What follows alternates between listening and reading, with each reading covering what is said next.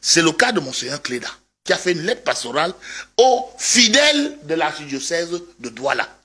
Il a émis un ensemble de suggestions, il a émis un ensemble de critiques, il a émis un ensemble de souhaits pour l'élection présidentielle.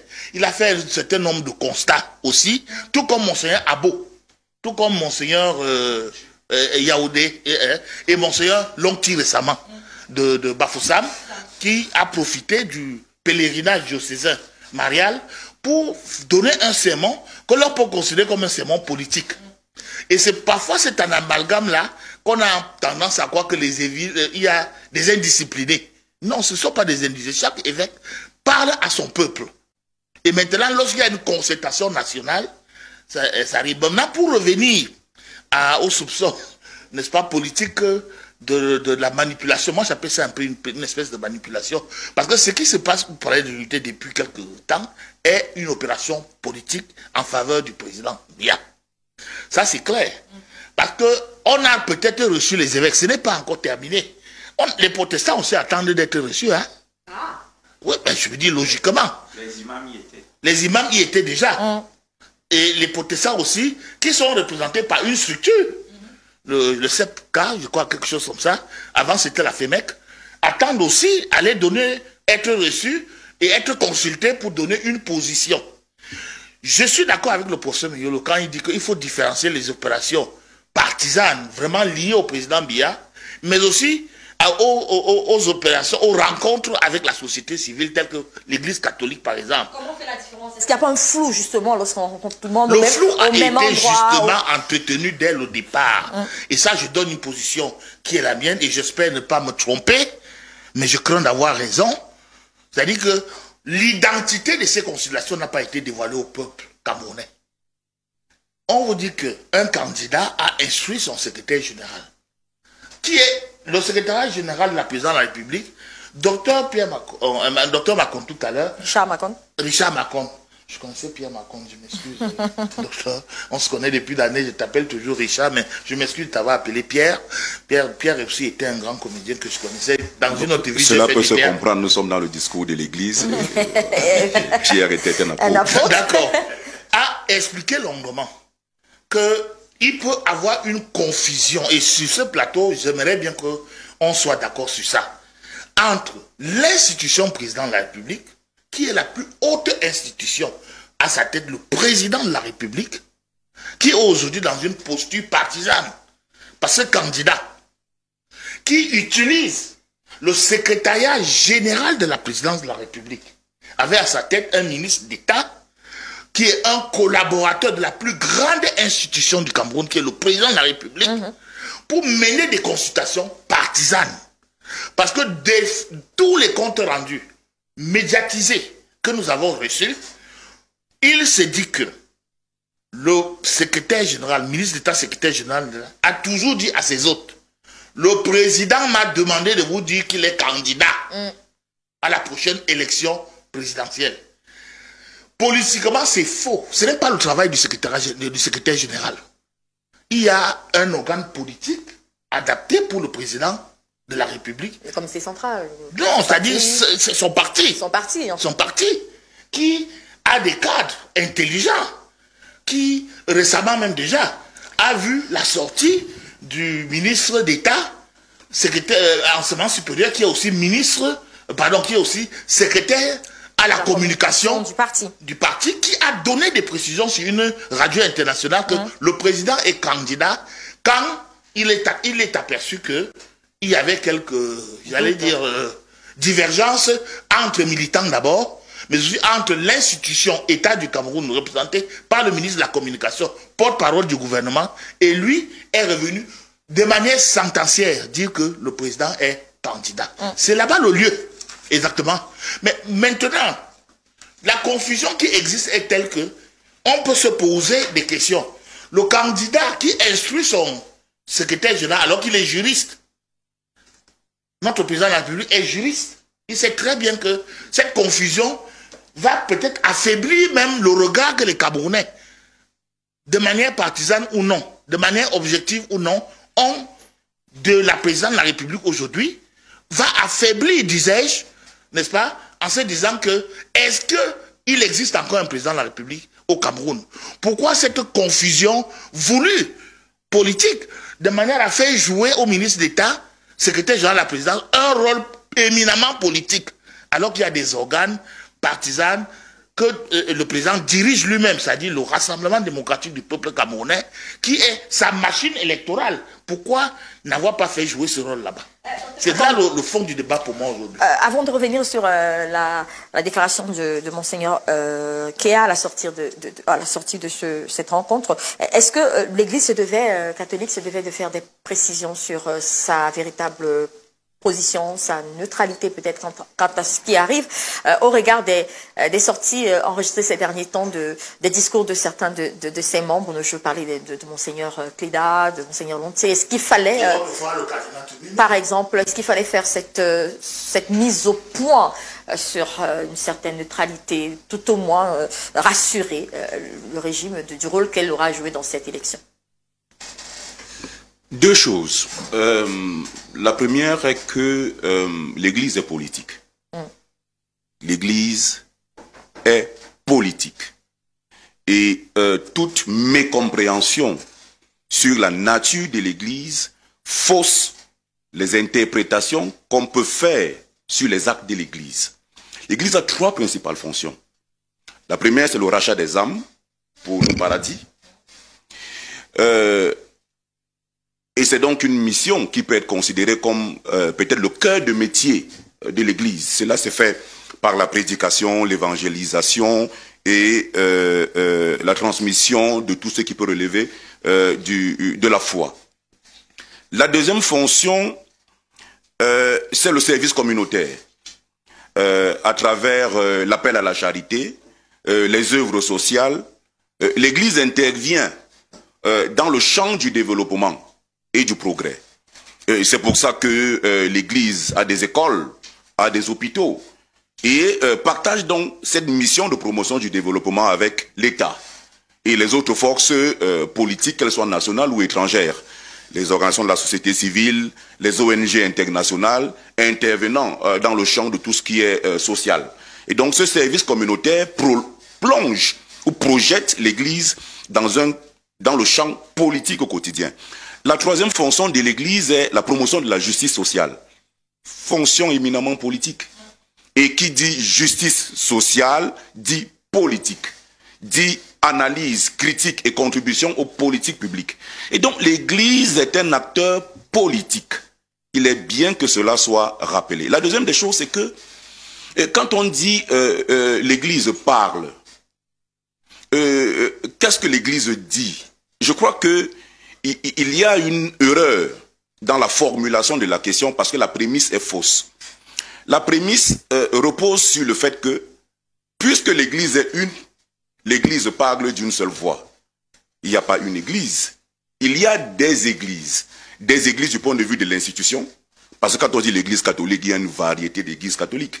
Dans la famille Église catholique, il y a plusieurs sous-familles. Il y a aussi plusieurs individus ou plusieurs groupes qui parlent au sein de l'Église. Ce qui fait qu'il y a une dimension institutionnelle à prendre en compte et une dimension humaine que les précédents intervenants ont abondamment souligné. Il y a ceux qui parlent et ceux qui ne parlent pas.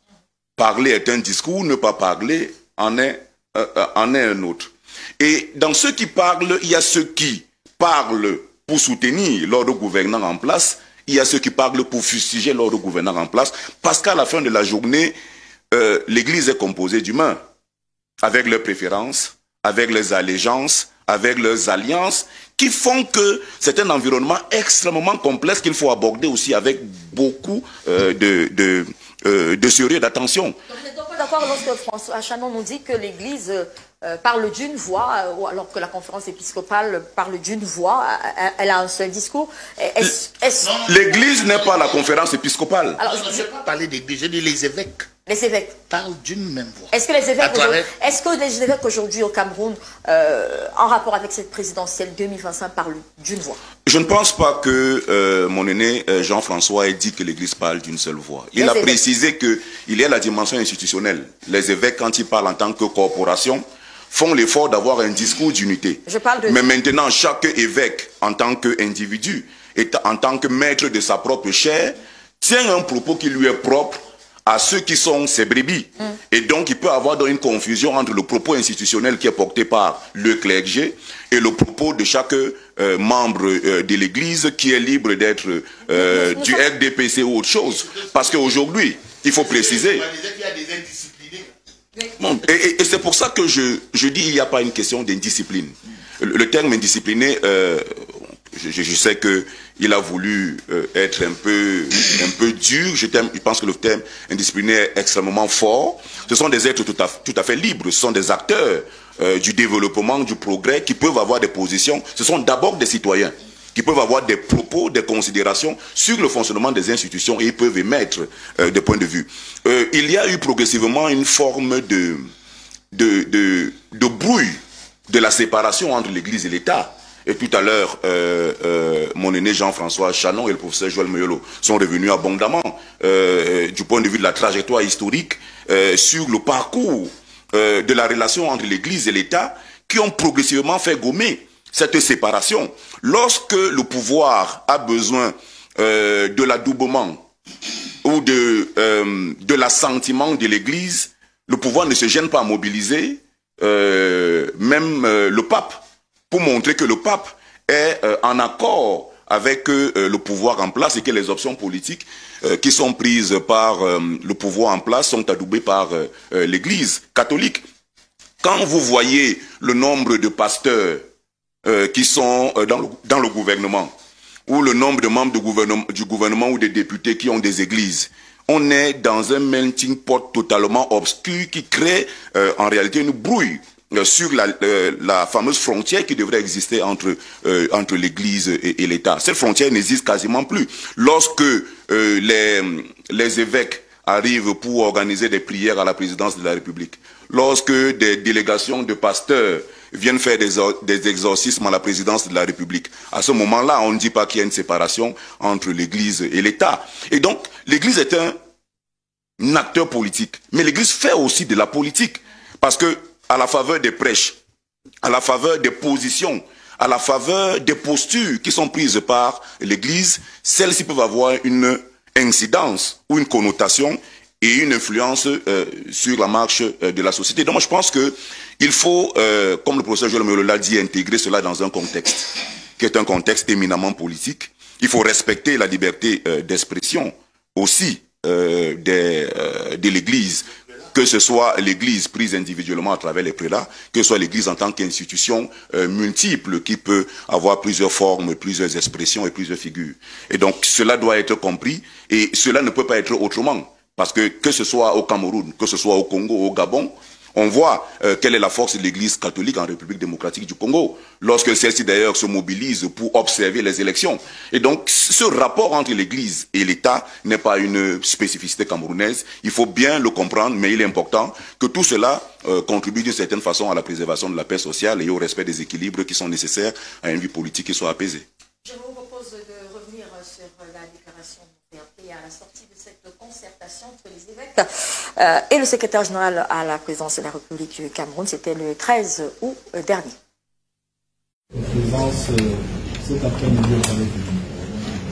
Depuis l'indépendance de ce pays, le Cameroun, l'Église catholique a toujours eu une bonne relation entre l'Église et l'État. C'est pour ça que nous sommes venus. Comme vous constatez vous-même, l'Église comme telle n'est pas partisane. Mais chaque chrétien qui est citoyen a le droit d'exercer son droit politique. Et c'est pour ça que nous sommes venus concerter avec le ministre d'État, secrétaire général à la présidence, pour voir comment on peut faire ensemble, comme pays, pour avoir la paix avant, pendant et après les élections prochaines, en octobre. Et on a aussi pris l'occasion pour exprimer, n'est-ce pas, certaines douleurs de nos fidèles, des Camerounais, pour qu'il amène au chef de l'État qui lui a envoyé de nous rencontrer. Et notre message principal pendant cette rencontre, c'est que nous tous, les Camerounais, on doit continuer à prier, pas de violence. Moi, je viens de Nord-Ouest et je peux vous dire ce que la violence nous a fait dans le Nosso. Donc on ne veut pas que notre pays tombe encore dans cette violence qu'on a vécue au Nord-Ouest et au Sud-Ouest. Mais c'est très important que notre Église catholique continue à travailler pour la justice, pour la réconciliation et la paix. Ça, c'est notre message principal. Et voilà donc pour les précisions à la sortie de cette rencontre au Palais de l'Unité. Timothée Benaïsomba, je reviens sur cette question. Est-ce qu'aujourd'hui on peut être rassuré de la position de l'Église quant à cette présidentielle 2025? Quand je dis rassuré, est-ce que l'on peut dire que les évêques parlent d'une seule voix? Est-ce qu'on a une seule ligne sur cette... On a suivi hein, l'évêque, le monseigneur qui explique qu'ils sont là pour préserver la paix. Ils ont venu demander à ce que tout se fasse pour préserver la paix. Mais est-ce qu'à ce jour, on peut dire que l'Église catholique parle d'une voix? J'ai envie de dire les évêques, pour revenir sur le terme qui a été utilisé par Jean-François Sanon sur plateau. Les évêques ont parlé d'une voix. Je peux dire que ça, c'est la 3e reprise, ou alors la 3e occurrence, si vous préférez. Mais il faut spécifier les choses. L'Église catholique romaine au Cameroun est fortement institutionnalisée, voire même bureaucratisée. Il n'y a pas d'indépendance là-bas. Elle est structurée au sommet. Celui qui parle à toute l'Église catholique au niveau national, c'est le nonce. Les archevêques et les évêques ne doivent parler qu'à leurs fidèles. Mais si M. Cléda, je suis obligé de les citer, décide de parler à tous les fidèles, il outrepasse... Elle est adressée aux fidèles de l'archidiocèse de Douala et aux âmes de bonne volonté. Il outrepasse... Ils peuvent être partout dans le pays. Ben, évidemment. Il outrepasse sa compétence territoriale. Oui. Parce que son meilleur cadre d'expression, lorsqu'il veut maintenir le message dans son espace, c'est lors de l'homélie. Mais il est sorti de l'homélie pour redire des choses qui avaient déjà été dites. C'est une forme de dissidence. La lettre pastorale de Cléda ne doit pas être en contradiction avec la voix de la conférence épiscopale. Elle est dans ce cas. Elle est dans ce cas. Sa lettre pastorale doit être la spécialisation territoriale du message global. Et là, il peut employer ses propres thèmes. Qu'est-ce que je veux dire? Le nonce peut faire une lettre pastorale globale qui a des thèmes que l'on ne comprend pas. Non, le nonce ne parle pas. Mais j'ai bien dit peu. Je suis là dans la fiction. J'ai bien dit peu. Allez-y. Voilà. Si vous voulez, laissons le nonce. La conférence épiscopale nationale peut tenir un discours qui ne passe pas dans certaines localités du pays. Peut-être les mots utilisés, le niveau de taux de scolarisation, on est dans l'inculturation aujourd'hui dans l'église. Au niveau local, un évêque prend donc la parole pour repréciser le message global et non pour contester le message global. Ça, il faut le dire. À partir du moment où il y a contestation, il y a affront. L'Église est obligée de venir faire amende honorable. Parce qu'ils sont venus faire amende honorable. Ils ont décidé d'accorder les violons. Justement pourquoi? L'Église, à force d'être l'enfant chéri de la République, a commencé à outrepasser son champ d'action. Il était donc bon qu'il vienne au palais pour que les violons soient à nouveau accordés, pour que chacun sache la limite qui est la sienne, la limite à ne pas franchir. Maintenant, il y a une confusion qu'on veut animer entre politique et partisan. Tout est politique dans un État, mais tout ne doit pas être partisan. Or, lorsqu'on lit les déclarations de Monseigneur Cléda, qui appelle carrément à voter contre un individu, on n'est plus dans le purement politique, on est dans un choix partisan. Il parlait de bilan. Il peut aussi nous faire le bilan de l'archevêché de Douala, qui est l'un des plus macabres en termes de gestion économique et financière du Cameroun. On peut lui demander le bilan de ces 50 millions obtenus dans le cadre de la gestion du Covid. Parce que vous nous demandez le bilan, on va aussi vous demander le vôtre. Et cette démystification de l'Église intervient parce qu'il est devenu un homme politique affirmé. Or, la frontière restait étanche tant que chacun restait dans sa zone de compétence. et qu'il y avait une assistance mutuelle pour des questions d'ordre commun telles que l'éducation, la santé, la promotion de la paix ou de la justice sociale. Donc, il n'y a pas de confusion à faire aujourd'hui. Le secrétaire général de la présidence de la République, permet-moi de sortir par là, en vertu de l'article 10 alinéa 2 de la Constitution, a reçu délégation permanente de signature du président de la République. C'est son collaborateur le plus proche et c'est le seul Camerounais qui jouit de cette délégation à l'heure où on parle. Les missions qu'il mène, qui ne sont pas des missions militantes, parce que le Cameroun a cette spécificité que le mandat du président de la République court jusqu'à la prestation de serment du nouveau président. Exact. Il y a donc la Commission nationale de coordination de campagne, gérée par le secrétariat général du RDPC, et il y a le président de la République qui est encore président et qui a besoin de recueillir les avis de tous les Camerounais pour savoir comment est-ce qu'il doit gérer le pays dans un contexte, il faut le reconnaître, où il y a des revendications. L'Église a outrepassé, les hommes d'église ont outrepassé leur fonction, leur rôle dans ces sorties, et elle se devait de faire amende honorable. Est-ce que vous êtes d'accord avec ce point de vue? Écoutez, les hommes d'église évoluent dans un environnement. Je l'ai dit une fois ici sur votre plateau, en citant Karl Marx. Donc, comme les philosophes, ils sont le fruit de leur environnement. Et donc, si vous avez un archevêque de la ville de Douala qui est une ville frondeuse par essence, l'archevêque est dans la logique de ceux qui viennent à la messe le dimanche à Douala.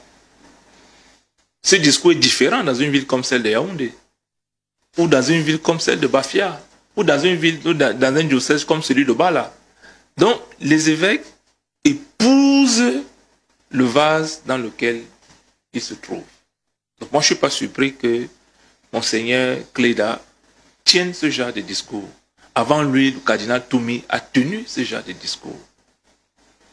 Maintenant, si vous mettez ça en lien avec la sortie de l'évêque de Bafoussam, où de façon claire, il militait pour un candidat, c'est-à-dire qu'il vous présentait les conditions d'exclusion d'un candidat. Il a appelé le Conseil constitutionnel avant son audience à appliquer le droit sous-entendu à admettre la candidature, à faire passer la candidature pour Sir Maurice Kamto.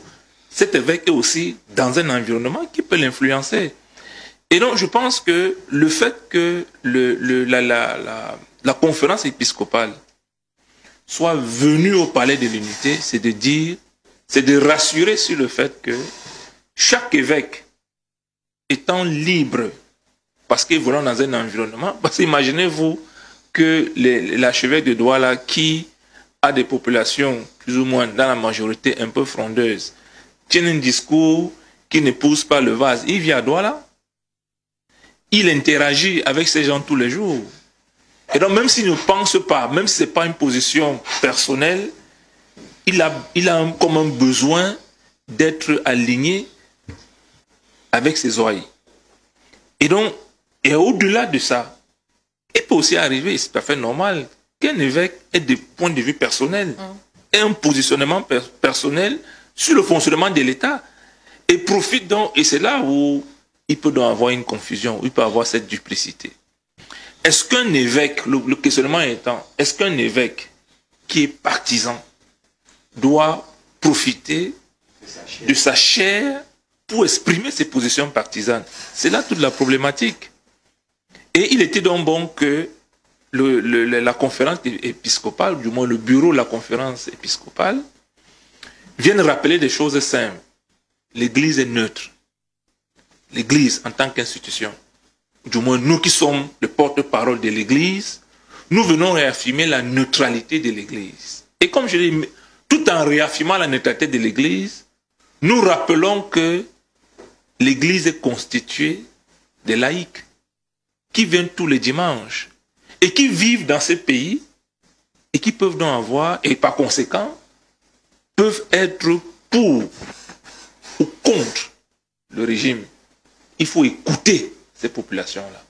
Mais nous venons vous réaffirmer que la position de la conférence épiscopale, c'est que l'Église, dans sa manifestation institutionnelle, demeure neutre. Je pense que c'est le discours que les évêques sont venus tenir. Et avec la commission de la lecture, si on lit l'encyclique Rerum Novarum, je crois, ou bien même Centesimus Annus de Jean-Paul II, il y a un rôle encore plus affirmé que l'Église donne. C'est-à-dire qu'on ne peut pas conduire, je résume, je caricature quoi, des gens au ciel en ignorant les problèmes qu'il y a dans la société.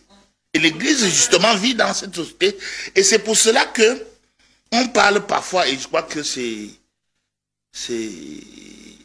Saint Thomas d'Aquin qui parle du prophétisme épiscopal. C'est-à-dire que, oui c'est lui, c'est justement qui dit que le bien commun est un bien, est quelque chose pour tout le monde. Les protestants l'ont bien compris. Oui. Donc ce qui fait qu'il est difficile de reprocher aux évêques aujourd'hui de ne rien dire, notamment quand il y a un problème social donné. Et les élections constituent pour le Cameroun un moment important de la vie de cette nation.